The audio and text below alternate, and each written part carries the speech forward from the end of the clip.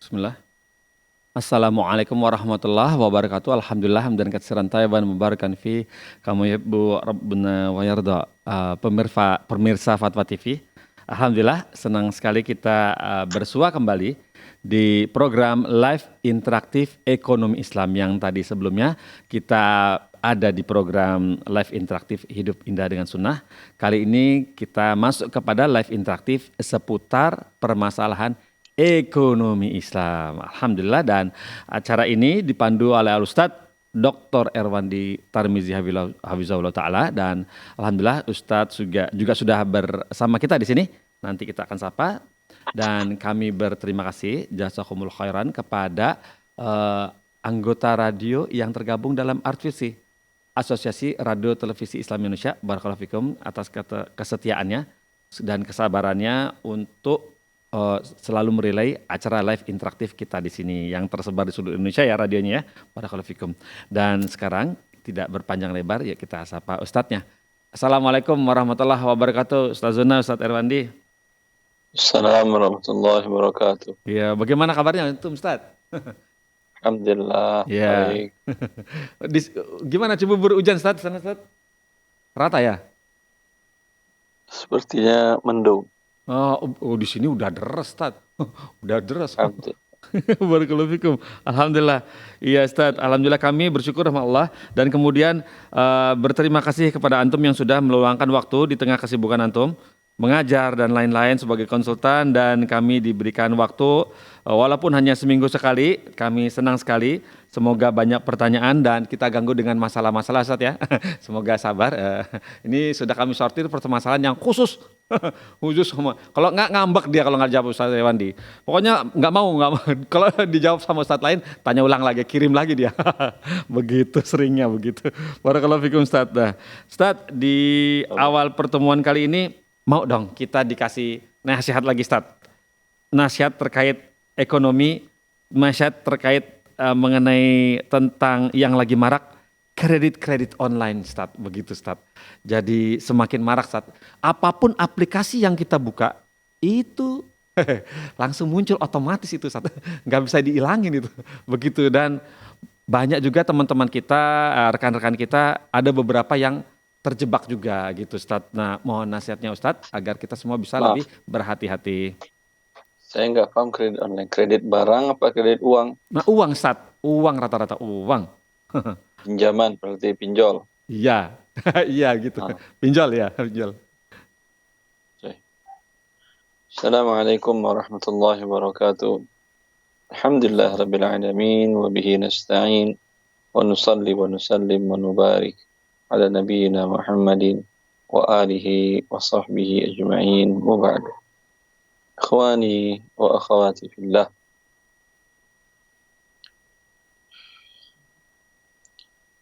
Ketahuilah bahwa yang kita durhakai pada saat melakukan transaksi riba adalah Allah Azza wa Jalla, pemilik langit dan bumi, pemilik alam semesta, pemilik semua tentara dari yang terlihat sampai yang tidak terlihat oleh manusia. Maka melawannya berarti melawan seluruh makhluknya. Melawannya berperang dengan perbuatan riba. Anda berbuat riba, itu artinya Anda menempuh genderang perang. Fa in lam taf'alu fa'dhanu biharbin minallahi wa rasulih. Jika kalian tidak berhenti dari berbuat riba, tidak bertobat dari berbuat riba, itu artinya kalian mengumumkan perang melawan Allah. Artinya tabuh genderang perang. Perang melawan Allah Azza wa Jalla. Kalau saja satu aliran darah Anda yang tersumbat, di bagian mana saja, membuat fungsi dari anggota tersebut menjadi tidak ada, menjadi hilang, menjadi lumpuh. Apalagi kalau semuanya di detik yang sama Allah berikan hal tersebut. Maka perang melawan Allah, dengan berbuat riba, itu artinya Anda menginginkan kehancuran dunia dan akhirat Anda. Jangan hanya sekedar karena kondisi sedikit ada himpitan ekonomi, kemudian berani melawan Allah, mengajak Allah berperang. Maka yang diwajibkan kita ketika mendapat himpitan ekonomi, kesusahan ekonomi, kesulitan adalah bersabar. Bersabar. Kalau Anda bersabar, tidak selamanya ekonomi sempit itu akan mendera seseorang. Di hari ini sempit, besok mungkin Allah lapangkan berkali lipat lapangnya. Sebulan ini sempit, mungkin bulan depan Allah lipat gandakan lapangnya ekonomi Anda. 1 tahun sempit, Allah akan lapangkan di tahun-tahun selanjutnya. Seumur hidup Anda sempit, ekonomi Anda, ada jaminan kelapangan bagi Anda ketika Nabi Sallallahu Alaihi Wasallam mengatakan bahwa orang-orang yang miskin, orang-orang yang sempit ekonominya, mereka lebih dulu masuk surga dari umat Nabi Sallallahu Alaihi Wasallam yang lapang ekonominya selama 500.000 tahun. Ya akhi, 1 tahun, 1 hari di akhirat sama dengan 1000 tahun. Iya. Sekarang 500.000 tahun, Anda lebih dulu masuk dengan kondisi sempit ekonomi di dunia tadi. Iya. Karena Rasulullah mengatakan orang miskin di antara umatku lebih dulu masuk surga daripada yang kaya selama 500 tahun. Kenapa? Karena dia tidak ada hisapnya. Iya. Apa yang mau dihisap? Mobil nggak punya, rumah nggak punya, makan dapat pas harian saja, kadang dapat, kadang tidak. Gampang hisapnya, gampang untuk diaudit. Sama perumpamaan orang yang masuk sebuah toko, mall, toko besar, supermarket, ada yang belanja berkeranjang-keranjang. Anda ingin belanja 1 item saja. Umpamanya dia cuma beli 1 buah pepaya. Itu dia mempunyai jalan tol khusus, bayar lewat, 1 menit lewat. Yang berkeranjang-keranjang dia akan mengantri panjang lama. Karena satu persatu dihitung. Ya. Itu kemuliaan bagi orang yang sempit ekonominya di dunia dengan syarat dia bersabar. Sabar. Maka Allah berikan kepadanya keluasan, kelapangan nanti di hari akhirat. Bagi yang tidak mau menghadapinya dengan sabar dan mencari-cari cara untuk melapangkan tadi dengan yang dimurkai oleh Allah dengan cara riba. Ya, itu kan artinya tidak bersabar dengan kondisi. Iya, Ustaz. Sempit Dengan ekonomi cepat-cepat. tadi, cepat tinggal klik, Iya. terima tunai. Ya, klik, terima tunai, Anda masuk neraka, apa gunanya? Terlalu cepat Anda masuk neraka. Ya. Karena Allah janjikan bagi pelaku riba, ya, man ada faulaika ashabun nar. Siapa yang kembali berbuat riba setelah Allah memberikan pengajaran kepadanya bahwa riba diharamkan oleh Allah, maka mereka menjadi penduduk neraka. Ya. Maka banyak para ulama salaf menasihatkan Anda, menasihatkan kita, bila engkau ditimpa musibah, maka bersabarlah. Jika engkau tidak bersabar, maka satu musibah memanggil musibah yang lain. Ya. Jika tadi Anda sempit ekonomi hari ini, hari esok, bulan ini, bulan esok, tahun ini, tahun esok, Anda bersabar, menghadapinya, hanya ini kesulitan Anda. Iya. Tapi jika kemudian Anda ingin menyelesaikannya dengan tidak kesabaran, mengambilnya dengan cara memurkai Allah, mungkin dengan riba tadi, kredit riba tadi, mungkin dengan cara menipu, mungkin dengan cara korupsi, maka musibah yang lain menimpa Anda begitu banyak. Iya, Ustaz, betul. Ya, maka jangan pernah berani melakukan sebuah kemaksiatan karena dia memanggil saudara-saudaranya yang lain. Bersabarlah dengan kondisi yang tadi, cukup satu musibah Anda tidak akan menjadi musibah berlipat ganda atau musibah dengan bertingkat-tingkat, berlapis-lapis. Iya, nauzubillah min dzalik. Dan kesabaran itu jauh lebih gampang daripada susahnya nanti di hari akhirat. Iya. Dan kesabaran itu berbuah kemanisan yang luar biasa nanti di akhirat. Rasulullah janjikan, ya, dua orang muslim yang sama-sama bertakwa. Yang satu miskin, yang satu diberi Allah harta yang banyak. Yang miskin lebih dulu masuk surga 500 tahun. Ya akhi, ini sungguh berita bahagia bagi teman-teman yang diuji oleh Allah dengan kesempitan harta dan bersabar. Anda sudah jauh di depan masuk surga. Ini orang-orang kaya masih ngantri diaudit oleh para malaikat satu persatu. Anda alhamdulillah tidak membawa banyak harta sehingga tidak perlu diaudit, langsung VVIP, jalan tol yang paling cepat. Masya Allah.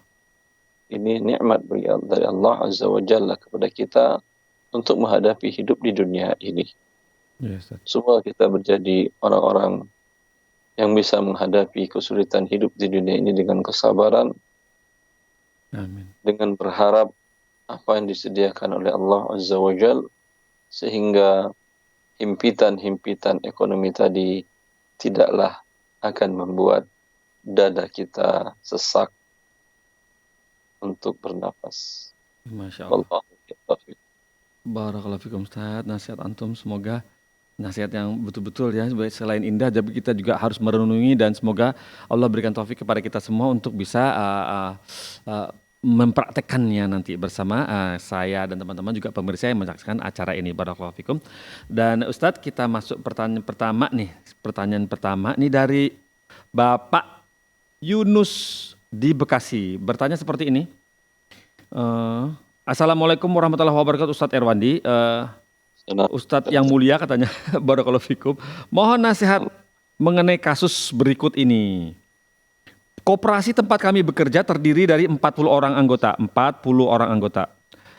Dengan modal yang sama, yaitu 500.000 per orang, yang berarti totalnya 20 juta. Sudah berjalan 3 bulan terakhir ini. Pembiayaan menghabiskan uang 10 juta rupiah.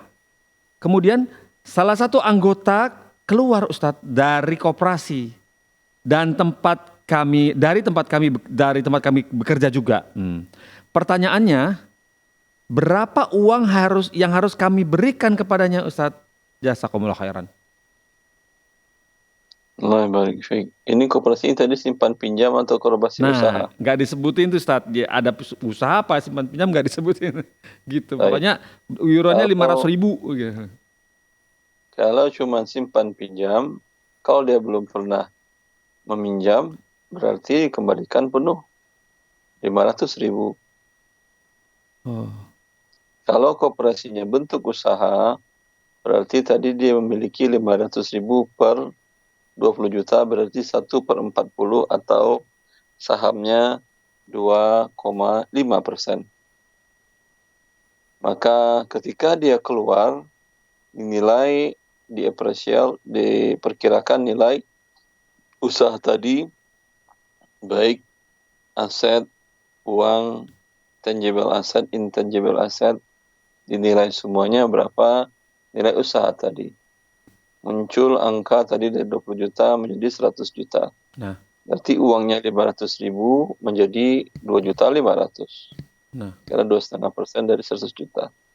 Seperti itu. Kalau terjadi sebaliknya kerugian dari 20 juta menjadi 10 juta, berarti uangnya dari 500 ribu tinggal 250 ribu rupiah. oh, Wallahu a'lam. ya begitu Ustaz ya, jadi kembalikan 250.000 rupiah dan ini sudah ada telepon masuk. Nah, yuk coba kita nantikan sesaat nih telepon yang masuk. Sudah tersambung teman-teman? Taib. Assalamualaikum Fatwa TV. Ya. Assalamualaikum Fatwa TV. Ya, sudah tersambung? Taib. Assalamualaikum Fatwa TV. Waalaikumsalam Nah, warahmatullahi wabarakatuh. oh iya Ibu hamba Allah di Sulawesi ya Bu. Iya, Ya silakan Bu, ada yang mau ditanyakan kepada Ustadz Erwandi? iya. Ada titipan pertanyaan Ustaz dari teman Nana. Dia bertanya bagaimana kalau online katanya Ustaz, sistem PO yang belum dimiliki bolehkah dijual sebelum sampai ke pembelinya itu Ustaz? Ya paham saya Bu. Mekanismenya. Pembelian Coba ulangi. jual beli online ya Bu. PO barang belum dimiliki. Terus? Ya, tunggu saya baca dulu anunya Ustaz. Silakan Ibu. Bagaimana hukumnya jika menjual barang yang belum menjadi milik kita seperti barang PO? Begitu Ustaz pertanyaannya. Jazakumullah khairan. Oh iya, wah iya. Oke. Ya, Barang barakallahu. PO tadi, orang melakukan pre-order, dia pesan kepada Anda, pada seseorang, barang itu bisa jadi pada Anda, bisa tidak ada.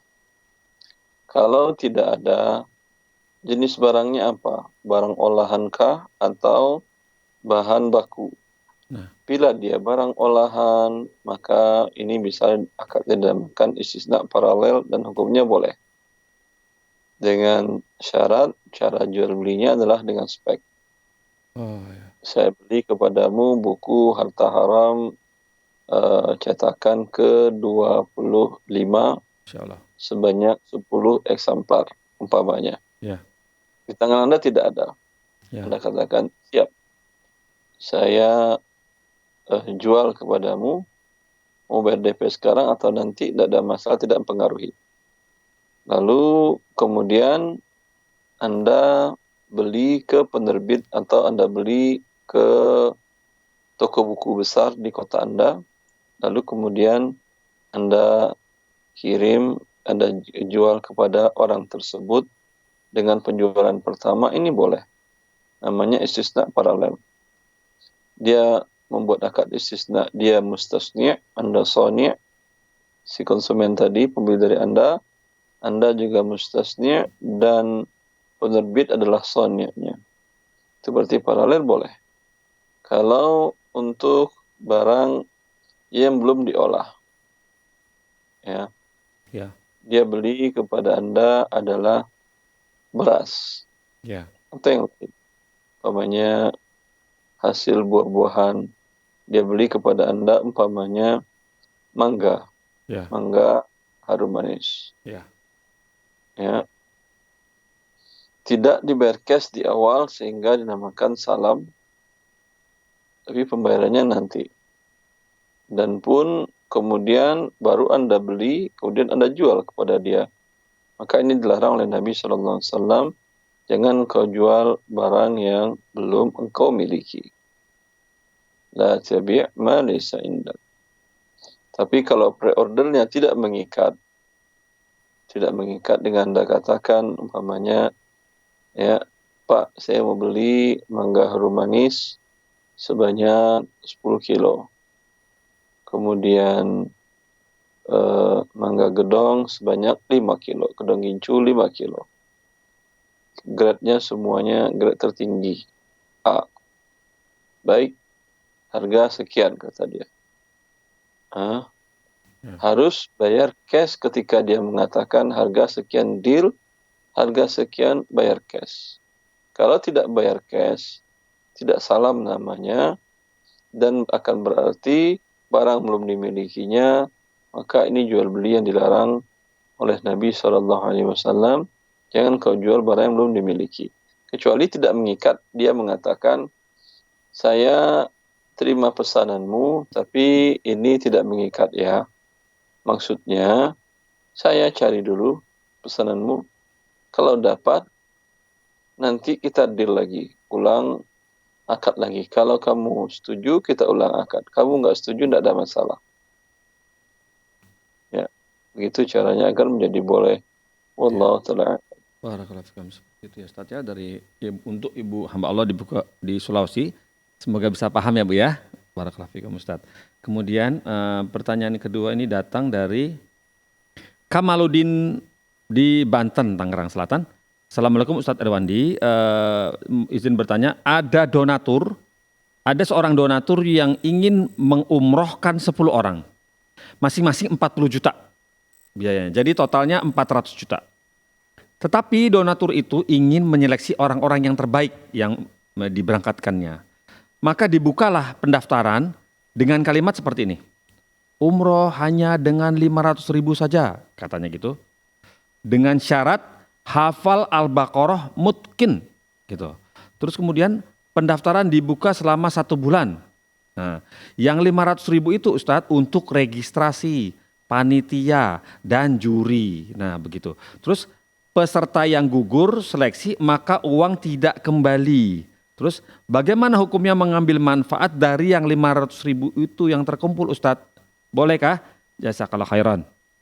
Allah barik fiik. Ini ngambil manfaat dari mana? Kan nggak ada manfaatnya, semuanya biaya operasional. Iya, kecuali biaya manfaat itu semua biayanya umpamanya cuma 200 ribu per kepala. Orang ikut umpamanya 1.000 orang. Ya. Biaya real untuk melakukan seleksi tadi cuman 300 ribu per kepala. Berarti ada sisa 200 ribu.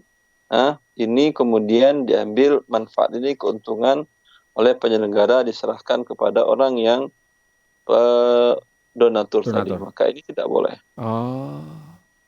Kalau dia hanya murni, bila ada kelebihan dari disampaikannya dari awal, bila nanti akan ditemukan kelebihan pada dana pendaftaran, dana seleksi, akan dimasukkan ke dalam biaya umrohnya.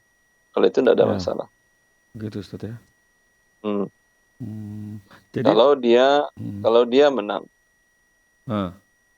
Kalau dia tidak menang, ya tentu dikembalikan. Atau diminta untuk disedekahkan sebagai tambahan dana untuk umpamanya kebaikan yang sama. Mungkin nanti ada musabaqah Quran juga, musabaqah Suratul Baqarah juga. Seperti itu. Yang penting digunakan untuk hal yang sama, dana operasional, bukan keuntungan bagi pihak yang menang. Ya, begitu. Jadi kalau uang pendaftaran yang 500 ribu itu diambil, itu nggak boleh kembali kepada donatur, dan kemudian jika ada orang itu gagal tes, maka yang 500 ribu itu harus dikembalikan, kecuali ada program-program lain, ada lomba mengaji dan lain begitu, seperti itu Ustaz, gitu Ustaz? Ya, saya disyaratkan. Baik, barakallahu fikum Ustaz atas nasihatnya buat Bapak Kamaludin, semoga bisa paham ya tuh, begitu ya nasihat dari Ustadz Erwandi. Dan ini apakah ada telepon masuk teman-teman? Oke, kita sekarang sapa ya, ada telepon masuk. Assalamualaikum Fatwa TV. Waalaikumsalam warahmatullahi wabarakatuh. Iya, hamba Allah di Aceh betul ya? Iya. Silakan Ibu. Assalamualaikum Ustaz. Assalamualaikum warahmatullahi wabarakatuh Ibu.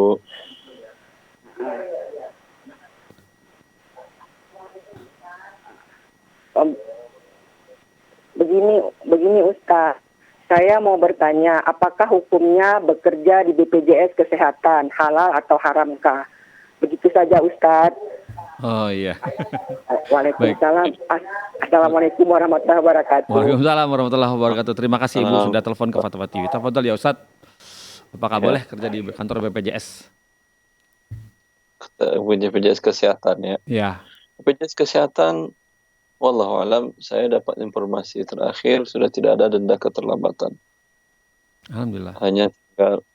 Hanya bila tidak terlambat bayar dihentikan keikutpesertaannya. Yang saya dengar wallahu alam kebenarannya berarti sudah tidak ada ribanya. Alhamdulillah. Adapun ghorornya termasuk orang dimaafkan. Karena ini kepentingan rakyat Indonesia. Ya. Ya. Bagi Anda yang Miskin. membayar dan tidak sakit, Anda tidak akan rugi. Saya tidak sakit, ya tidak apa-apa. Uang Anda digunakan oleh para fakir miskin untuk berobat. Iya betul Ustaz. Ya, niatkan membantu mereka.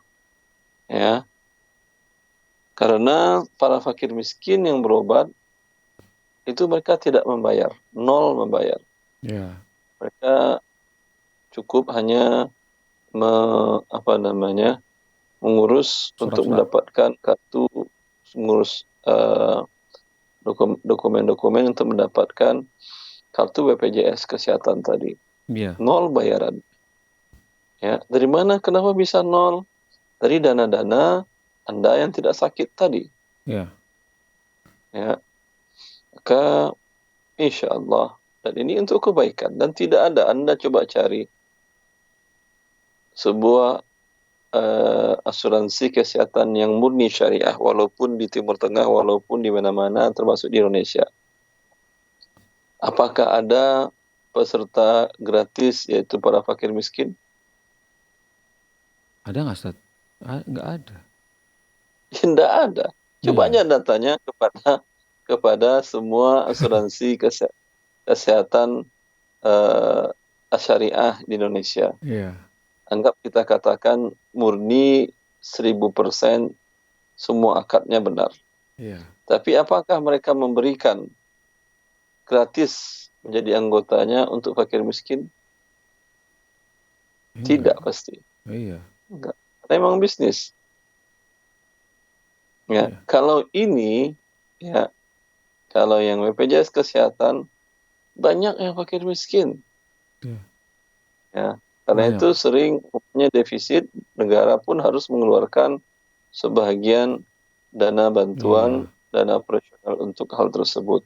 Iya, defisit. Dan kita berharap ini terus berjalan dengan baik. Amin. Dan Allah semoga Allah memberikan taufik dan hidayah dan inayah kepada orang-orang yang bekerja di badan ini, karena dengan demikian kaum muslimin dan warga negara Indonesia mendapatkan biaya berobat dengan murah bagi yang ikut peserta dan tidak berbayar bagi yang fakir miskin.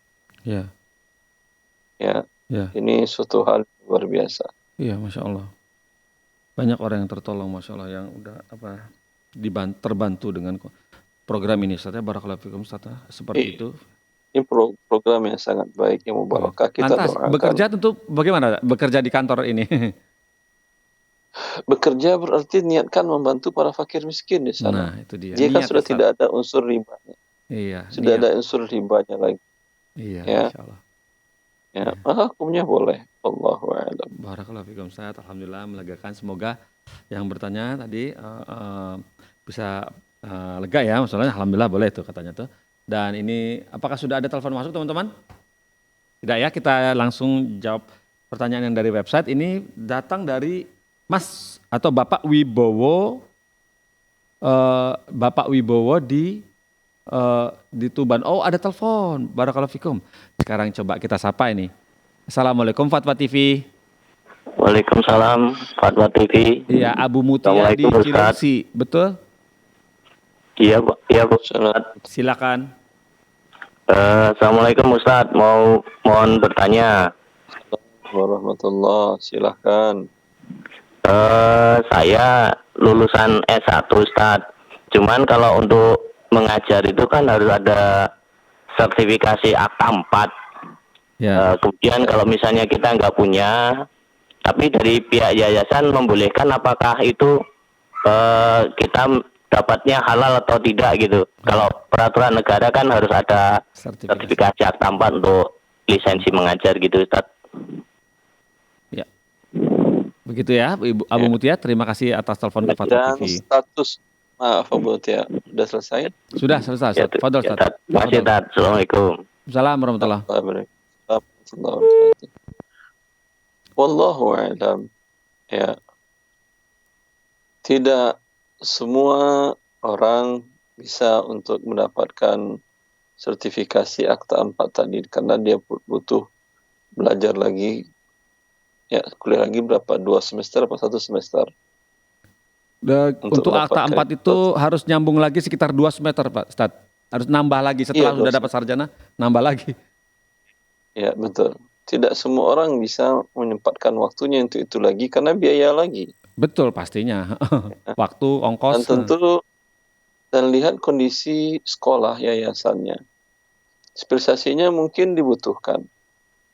Seperti umpamanya spesialisasi ilmu syar'i yang tidak banyak orang memilikinya dengan dengan kemampuan yang cukup baik. Kalau dia harus ambil 2 semester lagi, anggap umpamanya dibiayakan oleh pihak sekolah. Kita yayasan insya Allah mengikuti aturan dengan baik. Kita tidak ingin bermasalah dengan pihak regulator, yaitu pihak Diknas. Ya. Anda tercatat dapat gaji dan kami kuliahkan dulu satu tahun atau 2 semester untuk mengambil akta 4. Ya. Kalau lulus, ya baru terhitung sebagai guru dan mendapat honor. Kalau tidak lulus, dana yang sudah diberikan, ya itu bagian dari konsekuensi keterikatan Anda dengan kami selama 2 semester tadi. Tentu akan memberatkan sekolah dari sisi. Iya. Sisi yang lain, kebutuhan sekolah sekarang. Nunggu 2 semester, siapa yang mau ngajarin anak murid-muridnya? Iya. Ya. Maka wallahu ta'ala alam, ya. Carilah, ya, kalau memang Anda diminta. Beda kalau Anda ingin mengajukan diri sebagai guru. Ya dari awal Anda persiapkanlah. Ya. Anda urus akta 4 tadi, kuliah 1 semester, 2 semester tadi, kemudian baru Anda mengajukan diri sebagai guru agar memungkinkan untuk diterima. Ya. Tapi kalau Anda tidak ada dan Anda yang diminta untuk mengajar, ya Anda tawarkan seperti tadi. Ya. Wallahu a'lam. Barakallahu fikum. Seperti itu Ustaz. Ya, memang di kampus Jakarta Pendidikan Jakarta Negeri pun tetap terakhir itu yang saya dapat kabar memang tahun 2010 Ustadz 2010 itu terakhir langsung dapat ijazah sarjana dan akta 4-nya. Tapi sekarang setelah itu dipisah Ustadz, jadi harus kuliah lagi. Jadi ijazah sarjana, terus akta 4 tetap harus kuliah lagi. Lumayan juga 2 semester. Waktunya itu loh Ustadz udah ngebet pengen kerja gitu. Waktu, umur, padahal biaya hidup diri dan keluarga juga yang ditanggung, gak gampang itu. Iya. Ya harusnya semoga Allah memberikan hidayah dan taufik kepada pelaku kebijakan untuk memudahkan. Ya amin. Karena biasanya orang S1 sudah belajar ilmu pedagogik, ada pedagogik yang micro teaching. Ya, betul. Iya. Ya walaupun di S1 di Lipia, artinya dari Saudi Arabia, perkuliahan kampusnya ada manhaj tadris, ada kurikulum, metode pengajaran ada. Iya. Ada metode pendidikan, metode pengajaran ya. USKS. Ya, seperti itu. Ya. Belajar juga tentang terbiah pendidikan. Iya. Ya. Bikin kurikulum, ya barakallahu fikum seperti itu Ustadz ya.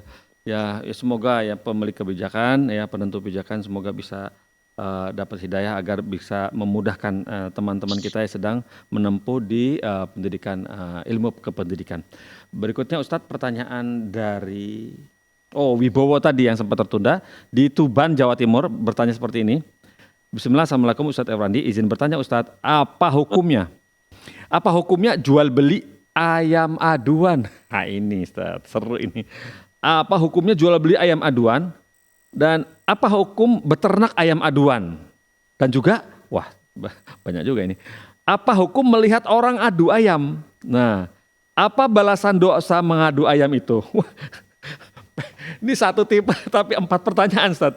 Apa hukumnya jual beli? Apa hukumnya berternak ayam aduan? Apa hukumnya melihat orang adu ayam?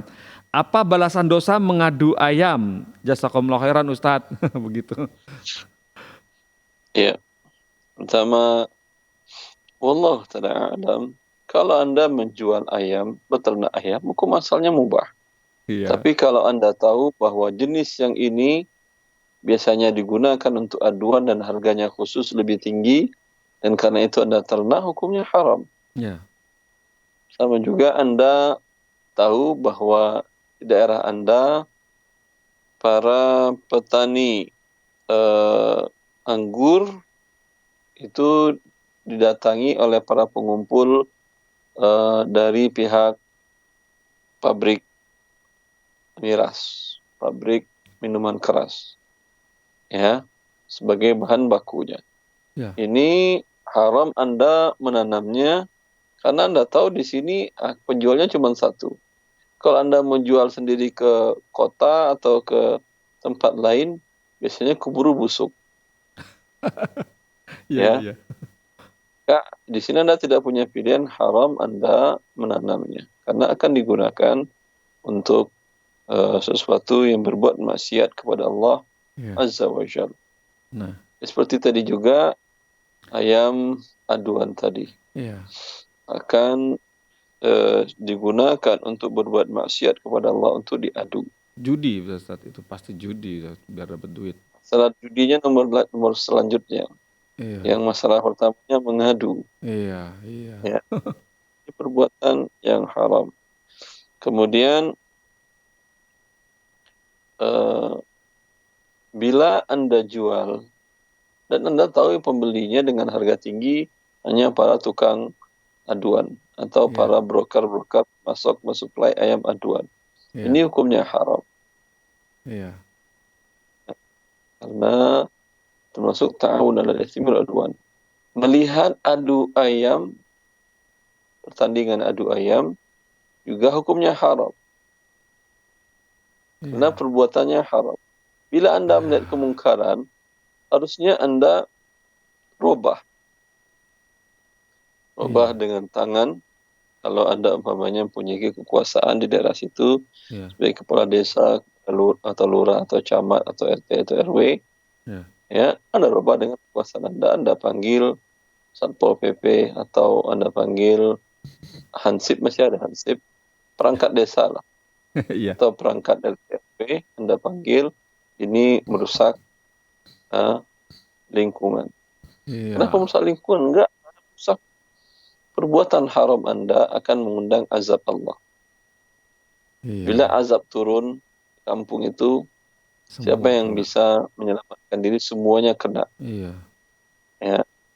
Anda yang diam, yang punya kekuasaan, kemudian tidak merubahnya, wah itu kan apa Hobi namanya? anak muda. Itu, ya biar mereka senang-senang aja lah, Iya, nampakkan senang-senang. gua iri juga. Kan masalah senang-senang saya iri, bukan. Masalahnya ini dimurkai Allah, berarti mengundang azab Allah. Bila mengundang azab Allah, turun azab, siapa yang bisa lari? Iya. Ya. Kemudian bila Anda tidak memiliki kekuasaan, Iya. falyughayyirhu bilisan.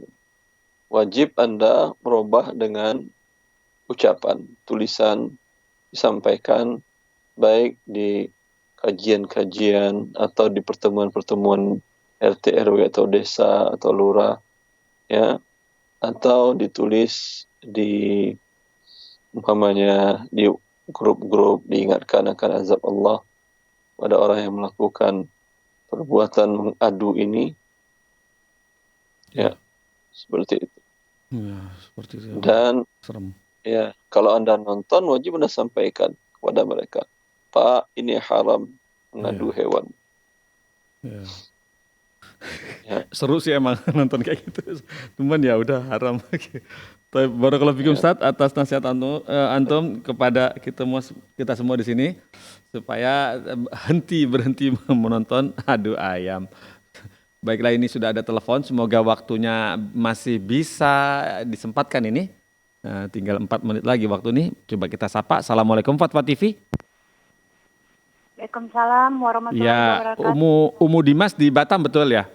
Benar. Silakan Umu Dimas. Assalamualaikum Ustaz Erwandi. Assalamualaikum warahmatullahi wabarakatuh. Semoga Ustaz senantiasa diberi kesehatan, kebaikan, keselamatan di dunia dan di akhirat. Amin. Agar dapat Amin. mendakwahkan agama Allah dengan baik-baiknya kepada kami, hamba-hamba Allah lainnya, Ustaz. Amin. Begini Ustaz, ada suatu masalah di antara keluarga saya. Jadi orang tersebut pernah menzalimi sesama makhluk dengan mempergunakan sebagian mengambil harta sebagian orang tersebut, harta orang tersebut. Jadi dia berniat untuk mengembalikannya dengan betul-betul karena Allah. Dan dia mau menjual ini sebagian hartanya. Tapi qadarullah sampai saat ini harta tersebut belum ada yang mau membelinya. Semuanya ditentukan sama Allah ya Ustaz ya. Jadi ada rasa bimbang di hatinya, cemas.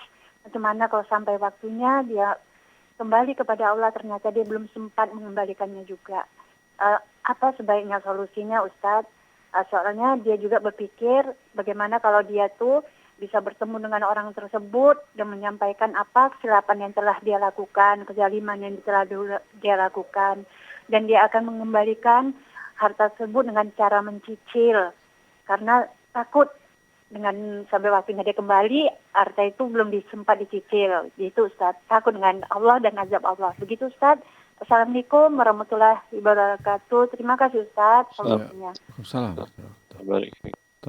Bila mudaratnya tidak terlalu besar sekali, sebaiknya dia sampaikan kepada yang dizalimi bahwa dia telah melakukan ini dengan harta orang-orang tersebut. Dan konsekuensinya siap. Dan katakan niat baiknya, saya bertobat kepada Allah, dan saya sudah menjualkan beberapa aset saya tapi belum laku karena kondisi ekonomi yang stuck seperti saat sekarang ini tidak terlalu banyak bergerak. Ya, tetap akan saya bayar dan qadarullah bila saya menghadap Allah, ini alamat saya, ya, hubungi istri saya, anak saya, keluarga saya, ya, untuk saya pun sudah sampaikan ke mereka akan menghubungi Anda dan Anda silakan hubungi mereka. Saya tidak ingin menghadap Allah dengan membawa hutang. Ya, dengan demikian semoga Allah mudahkan. Orang ketika berbuat maksiat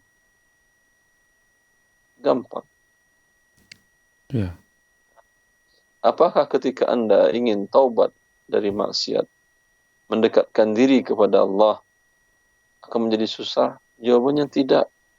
Bukankah Nabi SAW dalam hadis qudsi mengatakan, "Man taqarraba ilayya zira'an taqarrabtu man taqarraba ilayya ba'an taqarrabtu ilayhi zira'an wa man taqarraba ilayya zira'an taqarrabtu ilayhi shibran wa man atani yamshi ataituhu harwalah." Siapa yang mendekatkan diri kepadaku, hamba-hambaku yang mendekatkan diri kepadaku.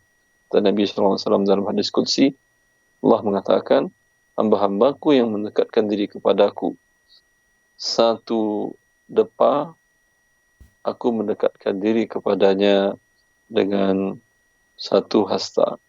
Siapa yang mendekatkan diri kepadaku satu hasta, aku mendekatkan diri kepadanya satu jengkal. Siapa hambaku yang mendatangi hidupku berjalan, aku datangi dia berlari. Wahai saudaraku, Anda berhadapan dengan Allah yang maha mulia, yang maha pemaaf, dan maha mencintai hamba-hamba yang mau kembali bertaubat kepadanya.